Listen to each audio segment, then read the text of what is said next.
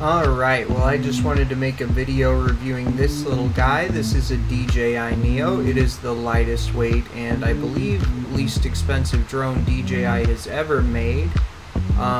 It is an all-in-one kind of drone, so it is a camera drone, it is an autonomous drone, and it is an FPV drone, and I will show you all of the different modes in this video. As you can see, it can be flown from your phone, or if you don't have a phone, you can even push the button on the front for 30 seconds and it will take off and take the clip in the mode that you have selected. You can also pick up a regular controller and fly it just like your Mavic, your Mini, or any other drone that would use GPS lock. And as you can see, this is in a little bit of wind, and it does handle it pretty well when in the GPS mode. I will say the FPV mode is a little bit of a different story. You'll notice it getting blown around quite a bit more, but in GPS mode it seems pretty stable most of the time. And here's just some clips I got at the local park so you can see camera quality for it. It's not going to be quite as good as something like a Mini or one of your more expensive drones, but it will get the job done if you want something small and portable and just real quick for the situation.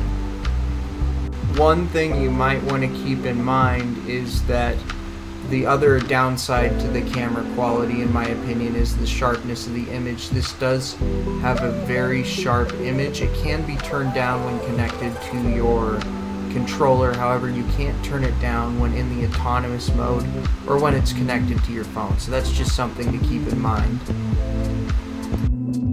Now, when in the autonomous mode, there are several different modes you can choose from. Most of this footage you're going to see here is going to be the follow me mode as I ride my bike through this little bike trail.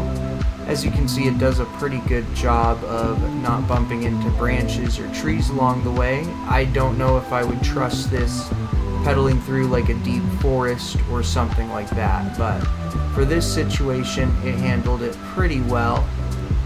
It does have sensors on the front where the camera is, so the camera has a sensor to detect things like branches and other obstacles like that. However, there is no sensors anywhere else on the drone other than the landing sensors on the bottom.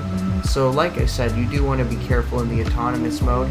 I would not recommend doing this over water at all. I would just recommend doing it over land that doesn't have a lot of obstacles. And finally, last but not least, we get to the FPV mode.